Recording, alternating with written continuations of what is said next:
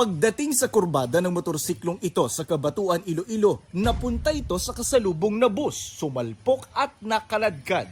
Nasawi ang 22 anyos na rider. Ayon sa pulisya, papasok sa eskwela ang rider nang mawalan ng kontrol sa motorsiklo at mapunta sa kabilang lane. Pinakawalan ng pulisya ang bus driver nang maglaps ang oras ng paghahabla. Nakatakdang magharap ang panig ng bus driver at mga kaanak ng rider.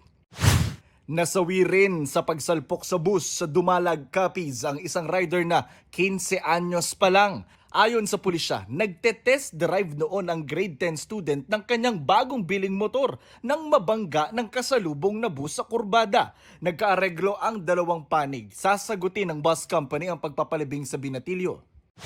Madulas na kalsada dahil sa ulan ang tinitig ng sanhi ng pagsemplang ng magkaangkas na ito sa Bacolod City. Patay ang rider at sugatan ang angkas. Ayon sa pulisya, nakainom din umano ang rider.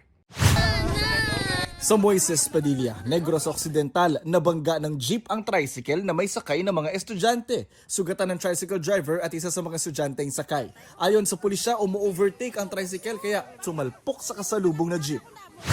Sa Talisay City, Cebu, tumalsik sa Center Island ng isang nasawing rider. Batay sa investigasyon, habang humarurot ang motorsiklo, nasalpok ito ng SUV. Iginit din ng SUV driver na mabilis ang patakbo ng rider. Nagkasundo na ang rider at SUV driver. Sa Cebu City, isang rider din ang nasawi ng bumangga sa SUV. Ayon sa pulisya, nag-swerve ang motorsiklo papunta sa lane kung nasaan ang SUV. Nasa police custody ang SUV driver. Jonathan Andal, GMA News.